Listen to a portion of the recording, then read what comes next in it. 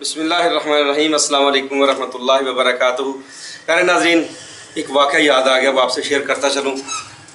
कई साल गुजर चुके, जून का महीना था, शिद्दत की गर्मी, लू चल रही थी। हमारे पास ना मियाँ वाली से एक हमारे करम फरमा थे हकीम राजमीर ख़ान, वो मेडिसिन सप्लाई के सिलसिले में आया करते थे हमारे पास।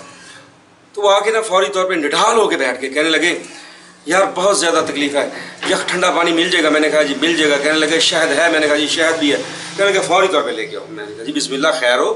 फ़ौरी तौर पे लड़के को कहा, वो ठंडे पानी का ठंडे पानी का गिलास भी लेके आ गए और शहद भी आ गया। उन्होंने उसमें एक बड़ा चम्मच शहद डाला, हल करके, और बिस्मिल्लाह पढ़ के उन्होंने थोड़ा थोड़ा करके पीना शुरू कर दिया।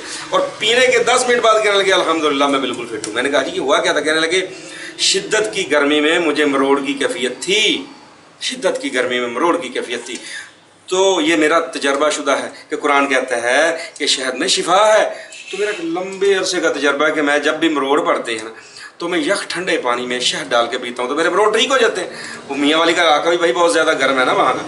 तो उसके बाद फिर मेरा भी ये रूटीन है मेरी कि जब भी अल्लाह ना करे किसी को मरोड़ की कैफियत हो, हमें भी हो सकती है भाई, बाज़ दफ़ा गोश्त खाने से भी हो जाता है, इस गर्म मौसम में गर्म ग़िज़ा खाने से भी मामला पैदा हो जाता है।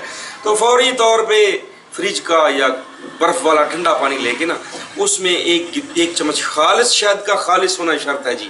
अगर शहद खालिस नहीं फिर आपको रिज़ल्ट नहीं मिलेगा। उसमें आहिस्ता से हल करके उसको घटाघट नहीं पीना, बिस्मिल्लाह पढ़ के, क्यों थोड़े थोड़े छोटे छोटे सिप लेके चिड़ियों की तरह चूस के उसको थोड़ा पीना शुरू कर दें। तो अल्लाह की रहमत से गिलास इधर ख़त्म हुआ नहीं, उसके बाद आपकी तबीयत बहाल, आपके पेट का मरोड़, आपकी एनर्जी बहाल हो जाएगी, आपकी घबराहट ख़त्म हो जाएगी और सुकून आ जाता है। तो ये एक छोटा सा क्लिप था, छोटा सा, जो आपके लिए रिकॉर्ड करना पड़ा मुझे मरोड़ के हवाले से, क्योंकि मौसम जो जुलाई का दरमियान में, मई है, हाँ जी, इसके बाद जून और जुलाई, ये आगे जो 2 महीने मज़ीद है, ये भी शदीद गर्मी की है। और इसमें अगर आपको मरोड़ की कैफियत हो तो आप घर के अंदर ही इसका इलाज कर लें। शहद तो हर घर में होता है, खालिस शहद, तो वो आप पानी में हल करके, ठंडे पानी में हल करके बतौर मशरूब शरबत पिएँ। आपकी जिस्म की कमज़ोरी, थकावट, बेचैनी, प्यास और मरोड़ और अंतड़ियों की सोजिश, इसके लिए हर दर्जा बेहतर है। चलें, चलते चलते आपको एक हदीस भी सुनाता हूँ। नबी सल्लल्लाहु अलैहि वसल्लम की खिदमत में एक सहाबी हाजिर हुए, अर्ज़ करने लगे, या रसूलुल्लाह सल्लल्लाहु अलैहि वसल्लम, मेरे भाई का पेट खराब। आप अलैहिस्सलाम ने फरमाया जाओ उसको शहद खिलाओ। उसने शहद खिलाया, आगे कहने लगा, या रसूलल्लाह पेट ज़्यादा ख़राब हो गया है। फरमाया शहद खिलाओ जाके। दोबारा शहद खिलाया, तीसरी बार फिर आया, कहने लगे, या रसूलल्लाह सल्लल्लाहु अलैहि वसल्लम ज़्यादा तकलीफ़ है।